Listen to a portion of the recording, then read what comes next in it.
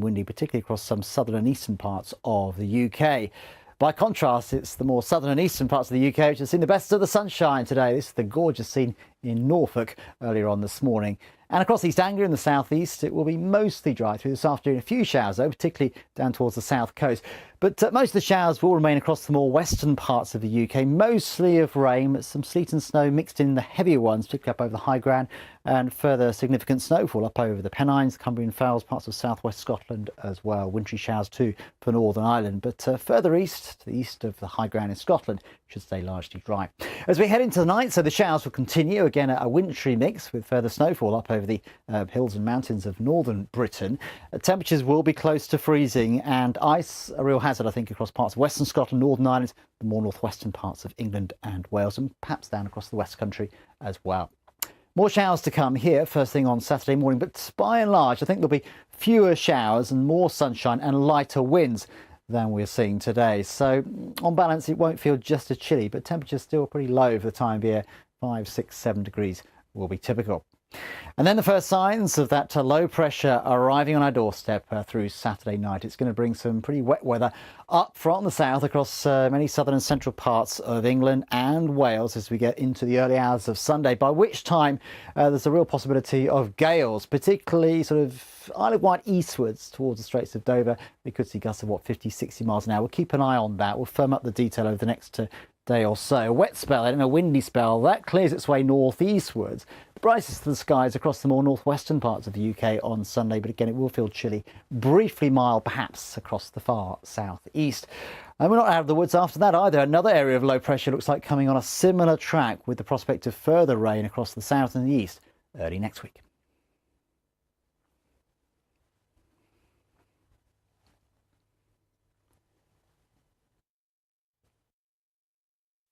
Coming up next on the BBC News Channel, the news at 1 with the top stories this lunchtime. Then stay with us throughout the afternoon for all the news from 2, and later tonight at 10:40, join the papers for a look at tomorrow's headlines.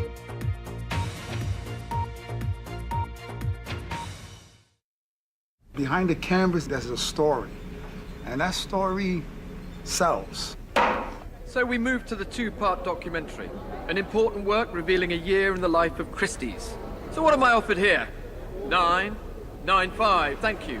9.10, 9.10, 9.10 is bid. Will that do it? 9.10 is the bid on my left. Here it is at 9.10. Sold! Inside the World's biggest auction house starts tomorrow at 9:10 on BBC Two. We're not about you. Actually dare to be Prime Minister. The new generation who are going to unveil the plaque to Bill Richmond. From a black historical point of view, it's monumental. Wow. You come to shake a leg? No, I've come surely. Every chant and every racial chant you definitely heard. But my teammates were laughing. We are people of talent, people of vision, people of passion. We have a contribution to make. If you complained about me being black, that's who I am, a black woman, caring for you. Black Nurses, the women who changed the NHS. Part of the Black and British season, Thursday at 9 on BBC 4.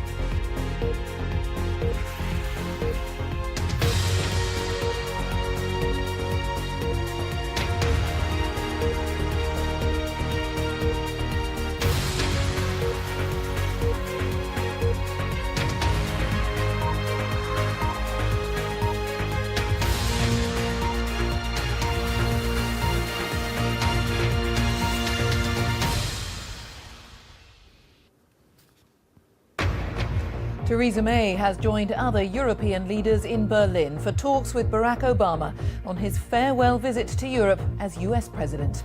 The leaders agree that their countries must keep working together, including through bodies like NATO.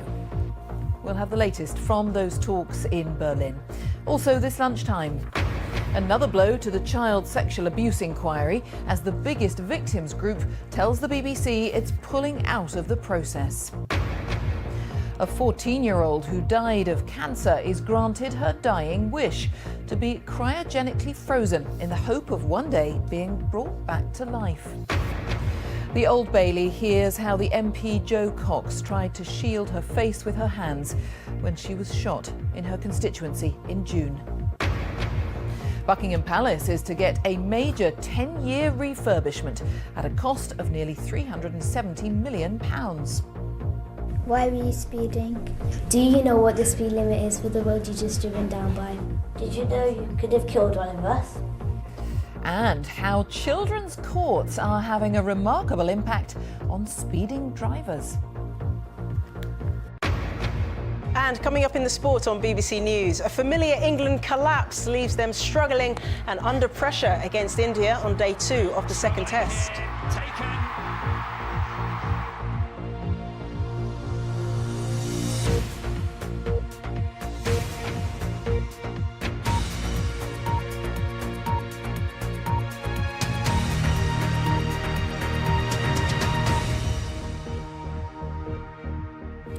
Hello, good afternoon. Welcome to the BBC News at 1. The US President Barack Obama and European leaders, including Theresa May, have agreed that their countries need to keep working together as part of international organisations like NATO. The leaders are meeting in Berlin against the backdrop of Donald Trump's victory in the US presidential election. This report from our Berlin correspondent, Jenny Hill, contains flash photography. Europe will be sorry to see him go. What should have been Barack Obama's farewell tour has been overshadowed by the man who'll replace him in the White House. EU leaders arriving in Berlin today united by one question: what will a Donald Trump presidency mean for their countries and the world? Much to discuss: Syria, the fight against terror, Russia, climate policy, trade. Angela Merkel, who's warned Mr. Trump he must respect the values of freedom and democracy, is taking a pragmatic approach. Last night, the celebration of a harmonious relationship. Mr. Obama calls Angela Merkel his closest international ally. It's a warm partnership, strengthened by Mrs. Merkel's mediation between Moscow and the West. And it's Russia which worries them now. After talks yesterday, Barack Obama had a warning for Donald Trump, who signalled his admiration for Vladimir Putin. My hope is that the president-elect coming in takes a similarly constructive approach, finding areas where we can cooperate with Russia, where our values and interests align, but that the president-elect also is willing to stand up to Russia where they are deviating from our values and international norms. Meanwhile, the president-in-waiting has been holding talks of his own. At Trump Tower yesterday, the Japanese Prime Minister. I do believe that without confidence between the two nations, alliance will never function in the future. And as an outcome of today's discussion, I am convinced that Mr. Trump is a leader with whom I can have great confidence in. They've done business together for 8 years. Now, time to say goodbye. This departure, the end of a strong transatlantic relationship and the beginning of a new and very different political era. And Jenny is in Berlin. Tell us a little bit more, Jenny, about exactly what these leaders have agreed then in the last few hours. Well, details actually are just starting to emerge about what the leaders have been talking about. And I must say they are rather dominated by Russia. First of all, the leaders have unanimously agreed this morning that sanctions against Moscow over its involvement in the Ukraine must stay in place until the terms of the Minsk agreement are met. They also talked about Syria, and they've called for an immediate halt to Syrian regime-backed attacks on the city of Aleppo, and they've gone as far as to say that those attacks supported by Russia must stop immediately too. No surprise really, Barack Obama in the 2 days he's been here has very publicly warned Donald Trump, who, as we know, has made certain overtures towards Vladimir Putin. Barack Obama has said to him, you're going to have to stand up to Russia at times, and you mustn't strike any deals with Moscow that could jeopardise countries like Syria. There's a great deal of concern, of course, amongst these leaders about what might come with the next administration in the White House. And perhaps it's for that reason that the leaders today also stress their commitment to NATO and its importance globally. Behind the scenes in Berlin, there's a huge amount of concern, and despite all the talk today, of course, there is still this huge question mark. No one really knows what Donald Trump is going to do next and how it'll impact on Europe and indeed the world. Jenny, thanks very much for now. Jenny Hill. The largest victims group in the independent inquiry into historical child sexual abuse has pulled out of the process, calling it an unpalatable circus. The Shirley Oaks Survivors Association, which represents 600 victims who lived in children's homes run by Lambeth Council in London, said it had lost confidence in the inquiry's leadership. It's the latest in a series of setbacks at the inquiry, which has faced a number of high-level resignations. Our Home Affairs correspondent Tom Simons reports. A new life for troubled children in leafy Shirley Oaks and its caring network of foster homes. That, for decades, was the promise. But the claim is that Shirley Oaks was infiltrated by what may turn out to be Britain's biggest paedophile ring. A claim the independent inquiry into child sexual abuse, based in this central London tower, is preparing to scrutinise closely. The Shirley Oaks Survivors Association, with more than 600 members and slick campaign videos, was to have been a so-called core participant in the investigation, but now it's pulling out. We can't afford to play this game of being part of an inquiry that may or may not deliver, because the repercussions and the failures of previous inquiries mean that our members' lives are in danger. It sent the BBC a bitterly worded statement. The group described the inquiry as an unpalatable circus and a botched job that needs a drastic overhaul. Its chair, the senior social worker, Professor Alexis Jay, was uninspiring. The group said she planned to create a social work talk shop, which we believe will achieve nothing. Now there are calls for Professor Jay's resignation. We do need a change of chair of this inquiry. You need somebody with the heft and the forensic capacity of a High Court judge or more senior to do this inquiry. I do not have confidence in the current chair to do that. For several years, the group has been collecting the accounts of the people who lived in these houses, adding them to a large database. But today, the Shirley Oaks Survivors Association went as far as to say that it will not be giving that evidence to the public inquiry into what happened here. Other victims' advocates are now deeply concerned about the effect all this will have on the inquiry. Many of the people who are coming forward to the inquiry are individuals, they're not part of an organised group. So I hope that their withdrawal doesn't in any way deter victims and survivors from coming forward. That really would be a disaster. In a statement, the inquiry said it was sorry the Shirley Oaks Survivors Association had withdrawn. Our investigation, it said, will continue and will examine the scale and nature of the abuse that may have taken place under the care of Lambeth Council, with pace, confidence and clarity. The Home Office said victims and survivors should get behind its work. But away from here, other groups are now considering their positions. The inquiry has to maintain the confidence of those who were abused. It can't succeed without that.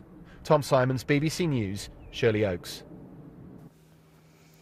The jury at the trial of the man accused of murdering the MP Jo Cox has heard how she tried to shield her face with her hands as she was shot. The Labour MP was attacked outside her constituency surgery in Birstall in West Yorkshire in June. 53-year-old Thomas Mair denies all the charges against him. Our correspondent Daniel Bircher is at the Old Bailey. Tell us more about what the jury's been hearing, Daniel. Well, jurors had already heard that Jo Cox had been repeatedly shot and stabbed. Today, the court heard statements read out from the first medics at the scene. One said that Jo Cox was found unresponsive, that she was given emergency treatment, but medics were unable to save her life. The pathologist who carried out the post-mortem examination, Dr. Richard Shepherd, has been giving evidence. He said that Jo Cox had received 15 stab wounds, including to her chest, and that she had also been shot 3 times, with 2 wounds to her head and 1 to her lower chest. Asked by the prosecutor Richard Whittam QC if an injury to her hand could be consistent with the hand being raised to her face, Dr. Shepherd agreed that it could. The next witness was a firearms expert, Andre Horn. He said he'd been to the scene to try to help establish how many shots had been fired and by what kind of weapon. He was asked about 2 cartridge cases found at the scene and said they were .22 caliber long rifle cases. During his evidence, the jury was shown a gun which the court heard had been modified, that the front of the barrel had been cut off, as had the rear of the stock. And because of the modification, jurors were told, it could be fired with one hand, but it also had reduced muzzle velocity. The gun was shown to jurors by the court usher. She was wearing gloves as she showed it to the judge first, then jurors. She also showed them a dagger, which the court heard was a military design dagger. And now the man who is accused of the murder of Jo Cox, 53-year-old Thomas Mair, denies the charges he faces. Daniel, thank you. Daniel Bircher at the Old Bailey.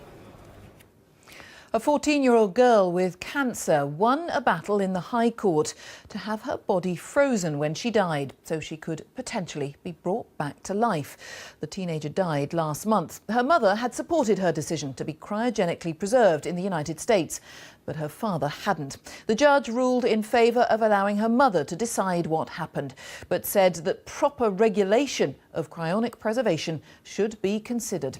Our medical correspondent Fergus Walsh reports. The teenager, who was dying from a rare cancer, used the internet to investigate cryonics. Her mother supported her wish to be frozen, but not her father, who she hadn't seen in 8 years. Because she was under 18, the case went to court. The girl wrote this message.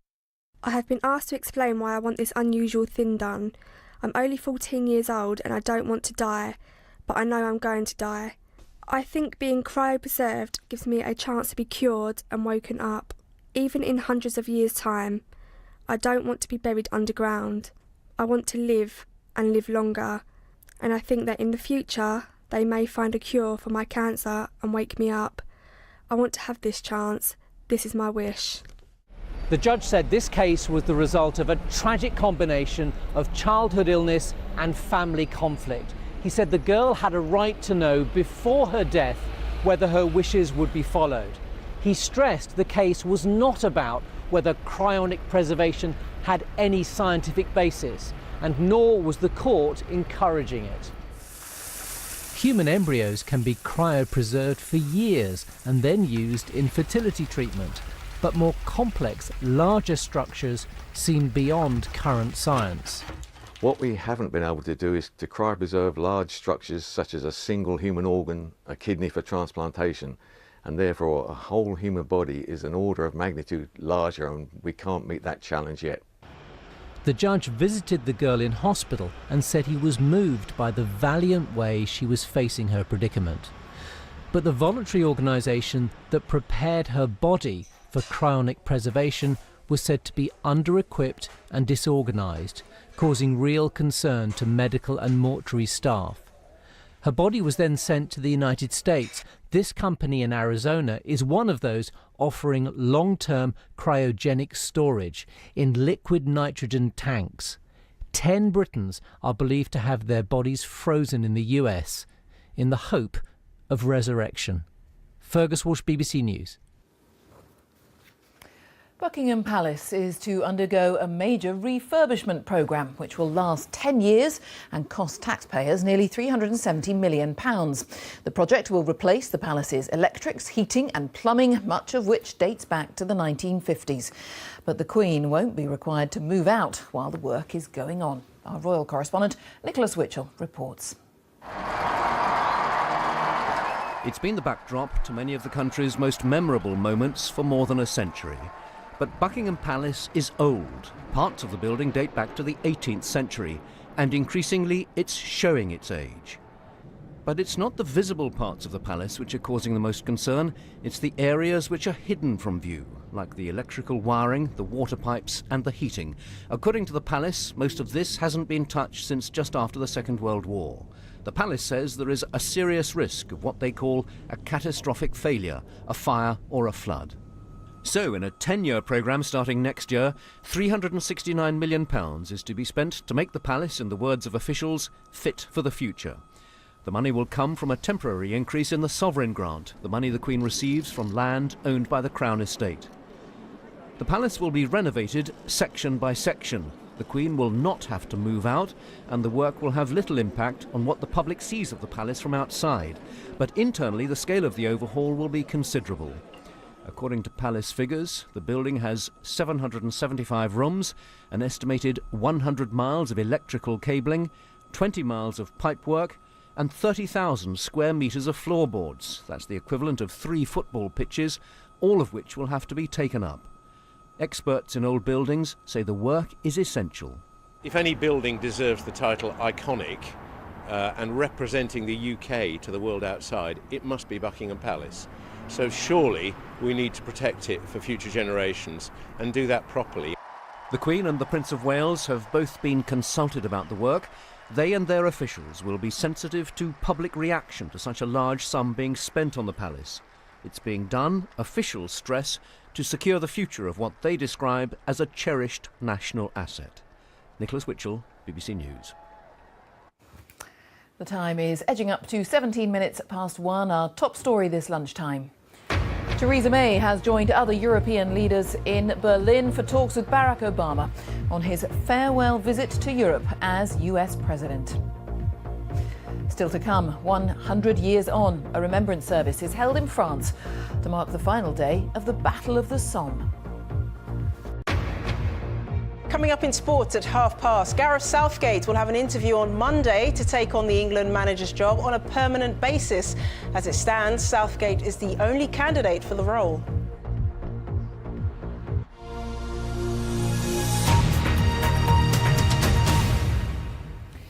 It was one of the bloodiest campaigns of the First World War. The Battle of the Somme killed 1 man for every inch of ground gained. It finally came to an end 100 years ago today, after nearly 5 months of fighting. Ceremonies are being held to remember the more than 1 million British, French and German soldiers who died. A service has taken place at the Memorial to the Missing in Thiepval in northern France. And our correspondent Robert Hall is there. Robert.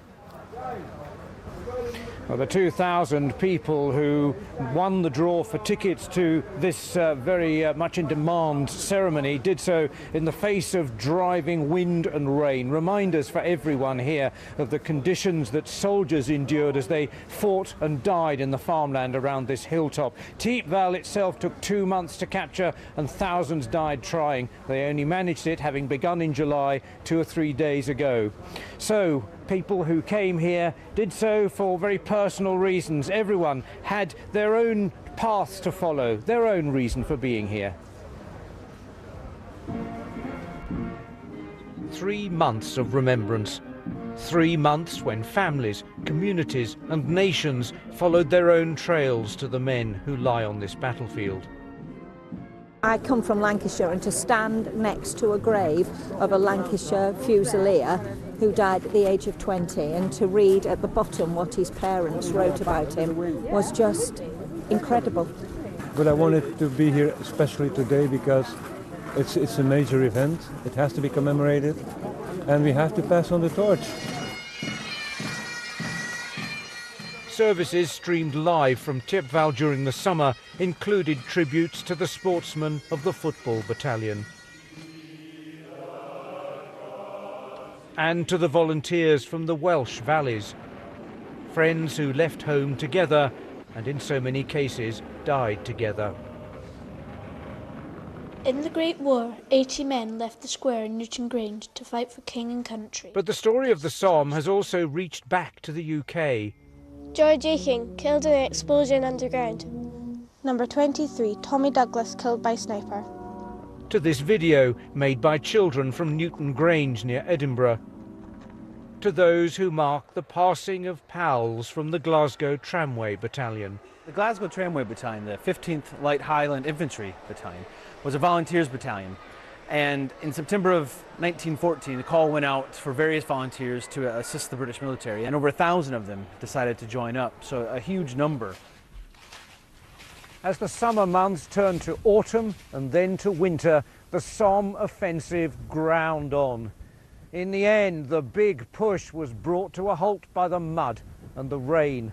The Allied lines had moved forward no more than 7 miles, and in some cases just 1 mile. And the losses were so appallingly high that they added up to 1 man lost for every inch of ground gained. Within sight of Thiepval lie men who fell on this day a century ago. Buried together in a trench, the Glasgow Pals, cut off in no man's land during another failed attack. Historians still debate the impact of the Somme campaign. Back then, exhausted armies could only think of survival and the brutal clashes that lay ahead in another year of slaughter. Well, next year, of course, attention shifts north to the killing ground of Passchendaele. But here on the Somme, one thing is certain. The people that have come here today and throughout the summer will continue to follow this story, to make connections long after the crowds and the big ceremonies are over. Back to you. Robert, thank you. Robert Hall. The Supreme Court has announced that the Scottish and Welsh governments are to be allowed to intervene in the court battle over how the Brexit process is triggered. The UK government is appealing against a High Court ruling that Prime Minister Theresa May must seek MPs' approval to trigger the process of taking Britain out of the European Union. There's been another warning that NHS waiting times will rise unless the health service is given more money. The body that represents NHS hospital and ambulance trusts says the entire financial plan for the NHS needs a rethink. Let's talk to our health editor, Hugh Pym. That is one warning, Hugh, and we've had figures out today again that show the real scale of the problem facing so many trusts. Well, that's right, Jane. We've had figures for the first 6 months of the financial year from trusts in England, hospitals, ambulance trusts and others. And the figures show a total deficit, they're in the red in essence, by £648 million. Now that sounds an awful lot of money, and it is, but we're told there are a few signs of improvement. One of the things that's been a real struggle for hospitals is agency bills, bringing in agency staff to plug rota gaps. They are reducing those bills, and they're looking to reduce them quite significantly by the end of the year. There are fewer individual trusts in deficit, but there's still a major challenge. And even with figures like that and a tiny sign of improvement here or there, the underlying picture is the same. The NHS is massively challenged, rising patient demand, social care not working, and all these pressures which NHS providers representing the trusts have highlighted, saying if the arithmetic is not rewritten by the government, resulting in that extra 8 billion, just over 8 billion in 2020, then something has to give. Services will struggle, waiting lists will get longer. Now the government line is they've invested more in the NHS, above inflation, despite difficult economic times, more in various different services, and the NHS, up to a point, has to accept what it's got and become more efficient. But a lot of pressure on the Chancellor, Philip Hammond, delivering his first autumn statement next week. We'll have to wait and see whether there is anything for the NHS or social care on that day. Thank you, Hugh Pym. Drivers in Birmingham who break the speed limit outside their local primary school are being offered an unusual choice of punishment. They can take the usual fine and points on their licence, or face a panel of children. The pupils grill them about why they were speeding and ask whether they were aware that they could have hit a child. The kids' courts, as they've been dubbed, have been incredibly effective, as Phil Mackey now reports. At Moor Green Primary in Birmingham, the Kids' Court is in session. Hello. Divya Patel is the latest in a long line of drivers to face the panel. Why were you speeding? Do you know what the speed limit is for the road you just driven down by? Did you know you could have killed one of us? Now, I do realise that that could have been a possibility. She was doing 29 miles an hour and could have been fined and given 3 points. Instead, she took the kids' court option. It was harder than expected. It was pretty brutal. It hits home more when a child is saying what you could do. Because it wasn't you could hit a child, it was you could hit me. And it does resonate a bit more. 15, I reckon. Birmingham's one of many towns and cities introducing 20-mile-an-hour speed zones away from the major routes, and it's piloting the idea of kids' courts as part of the enforcement. This is the 18th driver in a very short period of time who's been pulled over this morning at going of speeds well in excess of the 20-mile-an-hour speed limit. And of those 18, nearly all of them have taken the option of going in to face the kids' court. I think they're relieved that they've got that choice, but once they come in and they realise that they're sitting in front of this panel of children, some of them have said to me, actually, it would have been easier to have the points and the fine. Hello. The next in line for a grilling. Although they were nervous to start with, the children, aged 9 and 10, made sure all the drivers understood their mistake. It was, we were nervous and excited, but they were more nervous and some got really upset. It was amazing seeing the drivers understand what's wrong and what's right. Divya's got the message. The kids' courts have been so successful that they could become a permanent fixture. Phil Mackey, BBC News, Birmingham. The Olympic sailor Sir Ben Ainslie and his team are continuing in their attempt to become the first British team to win the America's Cup this weekend. They're in Japan for the climax of the qualifying races and are top of the leaderboard. At stake is a place in the finals in Bermuda next year, where the teams will compete in their race boats. Duncan Kennedy has had exclusive access to the British entry. You're looking at what may be the most important British racing boat ever built. A catamaran to bring home the world's oldest international sporting trophy. And this is the first time it's been seen in public. In fact, there's never been a British racing boat like her. She's nearly 50 feet long, has 190 sensors and a kilometre of electrical cables. She'll be capable of travelling at 60 miles an hour, or 3 times the speed of the wind. Stand by! The R1 will launch in January, so for now, Britain and 5 rivals are using these smaller, slower boats to test their skills. It's a much faster, aggressive boat. But for Britain's celebrated captain, it's the R1 that's the copper-bottom dream, wrapped up in a carbon fibre vessel. We believe it's a winning boat. Ultimately, it needs to be fast. We need to sail it incredibly well in the right direction. And if we can do that, then yeah, I'm confident that we can win this America's Cup. Good luck with the competition. But Sir Ben and his team have now swapped sail for sumo. They're in Japan for the final round of the Pre-America's Cup competition. The sight of wetsuited sailors grappling with loinclothed wrestlers might seem a little off-beam, but the British are convinced this is hands-on useful. Just goes to show how weak we are compared to those fellas. They were unbelievable athletes and very humble. I feel very lucky to have seen what we saw today. Modern sumo is 250 years older than the America's Cup, which itself started in 1851. In 6 months' time, Britain will be in Bermuda, competing to take on the holders, the United States. And like sumo, it should be gripping.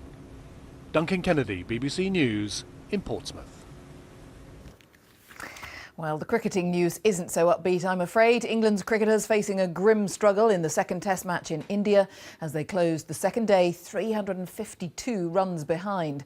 The home side finished their first innings on 455 and then took 5 English wickets. Joe Wilson reports. This is Alistair Cook, this is Mohammed Shami. What happens next is out with an exclamation mark. Cook's innings was over, and so was the stumps. A piece of wood can be replaced. Cook wasn't coming back. India's captain knew his team had 455 on the board, and England were 4 for 1 in reply. Still, with Joe Root at the crease, a sense of calm returned. Easy run there. Could it be 2? Come on, hang on, no, get back. Too late, really too late. The batsman who had to go, young Hasib Hamid, for 13. Unlucky? Don't talk to him about unlucky. Bowling guile will never go out of style. R. Ashwin to Ben Duckett. 72 for 3. Stumps didn't snap, but Ben Duckett's technique exposed. More than ever, England needed Root. If he was there, hope remained. Some Englishmen just seem at home anywhere, while Root's 50 was a foundation. But just 5 minutes later, rush of blood to the head, straight to the fielder, and Root was gone. Oh right, is the day nearly over? Not yet. Moeen Ali, no LBW, said the umpire. India were intrigued. So here came the review and replay, and Moeen was on his way. India have learned to love technology. England 103 for 5. India love everything. Joe Wilson, BBC News. A dress worn by Marilyn Monroe has sold at auction for £3.8 million. But not just any dress. It's the one she wore while singing Happy Birthday to President John F. Kennedy in 1962 at Madison Square Garden in New York. It was made of material to match her skin tone and was covered in 2,500 strategically placed crystals. It was reportedly so tight she had to be sewn into it.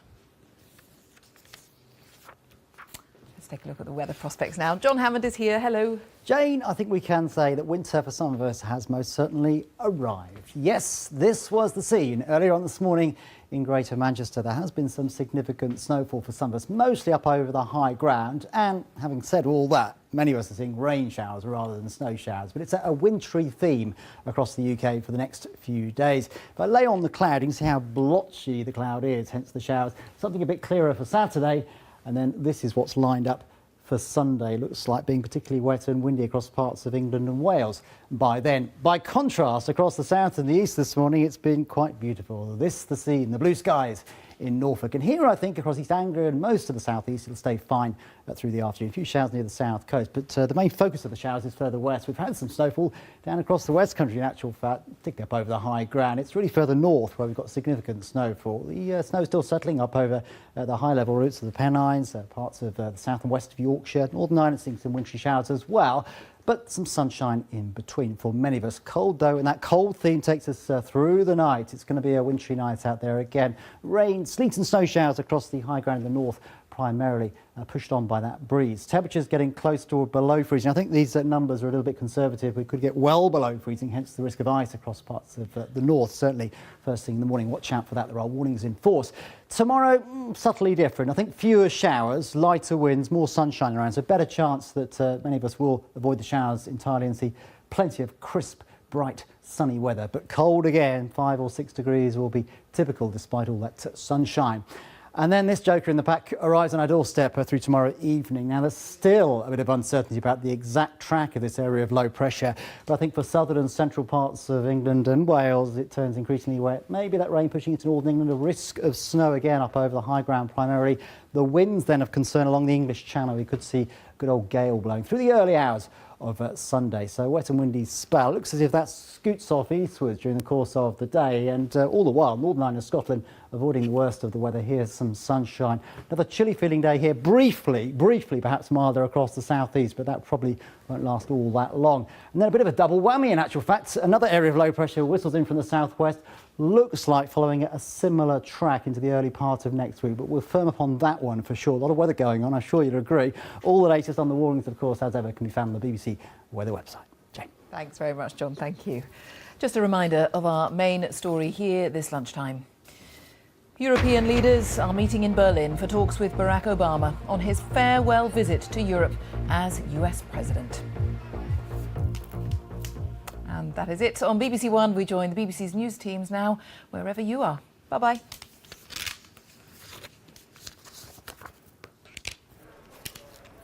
Good afternoon, and now a look at the day's sports news live from the BBC Sports Centre with me, Jessica Crichton. England's cricketers are really struggling in the second test against India. The bowlers started well this morning, taking 6 wickets for just over 100 runs. Moeen Ali picking up 3 as India were all out for 455.